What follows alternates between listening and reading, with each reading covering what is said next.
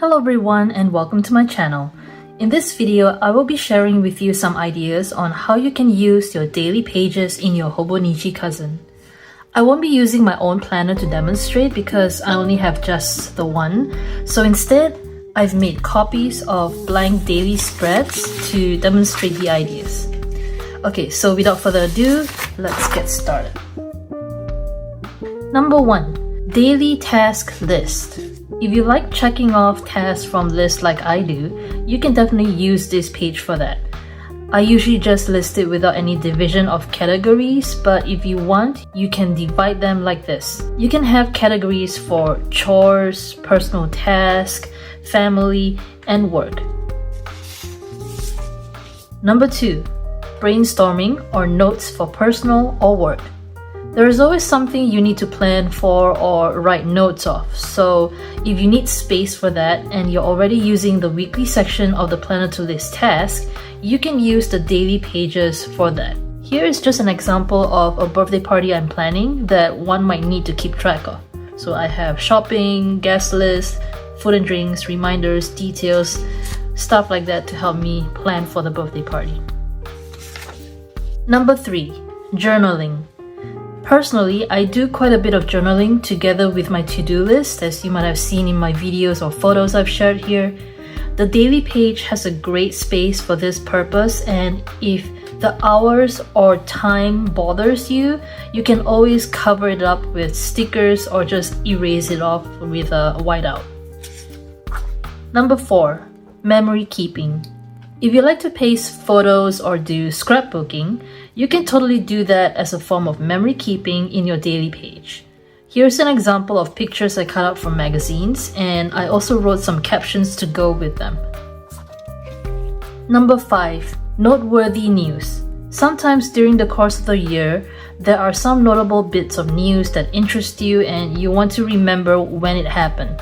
So just like memory keeping, you can write about that news in the daily section. Here I wrote about the bridge collapse incident that had happened in Baltimore. Number 6. Gratitude. The daily page is also a great place to list down the things that you're grateful for that day.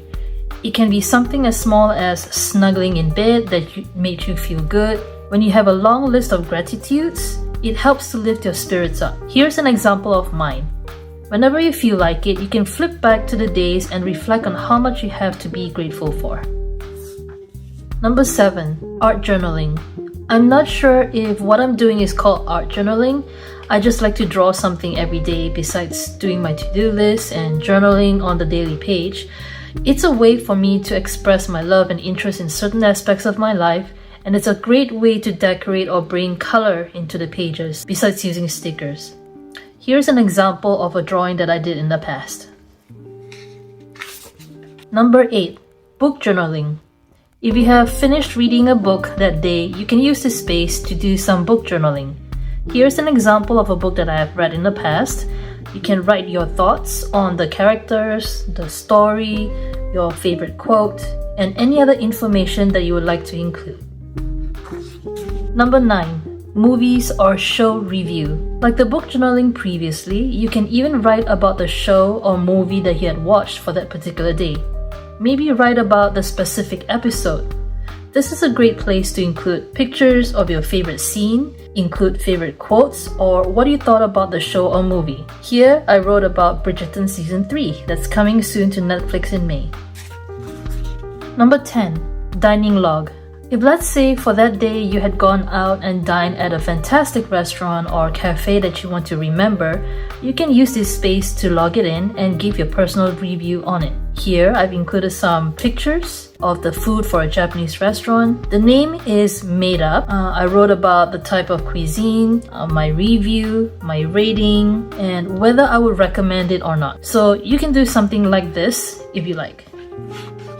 Number 11. Recipe for the day. Maybe you tried cooking following a new recipe, or you came up with a recipe of your own and want to remember it. This is a great place for it too. Here's a recipe example for a favorite dish of mine called bakute or pork ribs soup.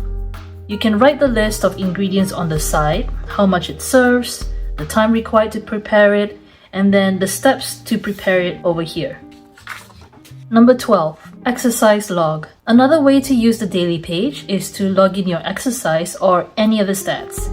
Here I have a water tracker for the day, what exercise I did in the morning, and then later in the afternoon. If it's strength training, you can write down your workout plan. Here I've noted down what weights I use so that if, let's say, I want to see how long I've been using that particular weight, I can maybe gauge my ability to use a heavier one for next time. On the side, you can write stats like your body weight and measurements to track progress. Number 13, job search tracker. If you're job searching right now and want to keep track of the task or your applications, you can use a space like I did here. On the side are the list of tasks, and beside it is information about the companies you might have applied to. Number 14, meal log. If you want to keep track of your meals, you can do it here. Break it down to the different meals of the day and include a water tracker if you like. I didn't include any photos, but if you want to, you can totally do that. Pictures of your breakfast, lunch, and dinner. Number 15, health log. If you're trying to monitor your health, this is a great space for that as well. Here's an example for high blood pressure readings. Even the hourly section can help to note when you take the readings. You can also do a small checklist to make sure you stay off salt, had at least one salad meal, and do not cross your legs while sitting. Water intake tracker can be included as well, as it may or may not affect readings. Number 16, religious studies. If you want to take notes of readings related to religion, you can use this space for that. Here's an example of a Bible study using the SOAP method. S for scripture, O for observation, A for application, and P for prayer. Similar methods like this one can be used for other religion as well.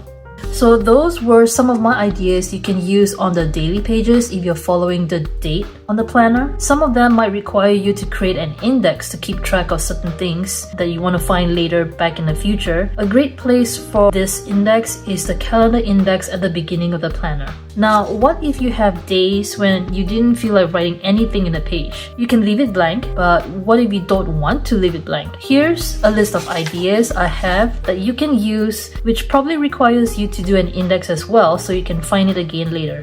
Number 17.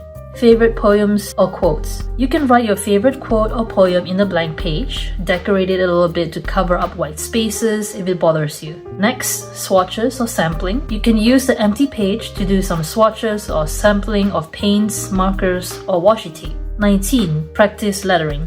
If you need the space to practice your lettering, you can do that on the daily pages that you have blank. Number 20, project planning. If you have a project to plan for, you can use the space to write notes and make plans for it. 21, event planning. Do you have an event to plan for? It's similar to the birthday party, I suppose, but what if you need more space for that or any other event? You can use empty daily pages for an extension of your event planning. 22, bucket list. Make a bucket list of the things you want to do and check them off when it's done. Next, cleaning list. You can list the cleaning that needs to be done for your house and make a tracker to go with it. Next, to watch list. Do you have a lot of shows or movies that you want to watch? You can list them on the daily page as well. To read list. Similarly, you can do the same for books that you want to read. Places to visit. Do you have places in mind that you want to visit one day, or you heard people talking about it and you really want to see it? So make a list of the places you want to visit. Next, restaurants or cafes that you want to try. Maybe there are a lot of restaurants or cafes that you want to try one day. List them and you can refer back to it when you need to come up with a place to try or suggest. Next, coffee brands tried or any other food like instant noodles, whatnot. This can be any other food that you want to keep a record of. Like my husband likes to try different types of coffee and instant noodles, and I think having a list of the brands we've actually tried already and what we think of it would be a great way to know what to try again or not to try again in the future. 29. Favorite songs list. Maybe you've heard songs that you want to remember for the year. You can list them and it would be nice to look back on to see what were your favorites for that year. Learning path or course list. Maybe you're actively learning something during your downtime. You can make a list of what you plan to learn. Packing list. Do you have a vacation to go to that requires you to pack?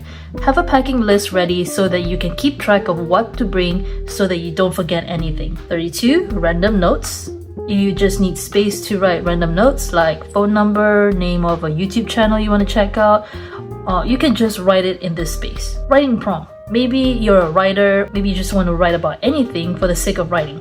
You can use a writing prompt, which can be available if you search it up on the internet and just start writing based on that prompt. Motivational list or notes. This is something I do sometimes. Let's say there's something that's bothering me or I can't think in an organized manner. I list it out or I just write out my feelings. Say for example, reasons why I should do this rather than that. You list the pros and cons. That way it can help you think it through, rationalize it, and motivate you that you are taking the right actions. 35. Areas to work on. So this can be related to yourself that you want to develop, or maybe it's a subject area that you want to improve or help others improve on. For example, my daughter is working on improving her spelling, so I have a list of words that she can try to spell that she had trouble spelling before. So those were some of the ideas I have that you can use on the daily page in your Hobonichi planner. I hope this has been helpful for you. What are some of the ways you've used the daily pages for that I have not mentioned? Do share them in the comments below. If you like this video, do give me a thumbs up. If you want to see more of my other videos, do subscribe to my channel. And with that, I'll see you in the next video. Bye!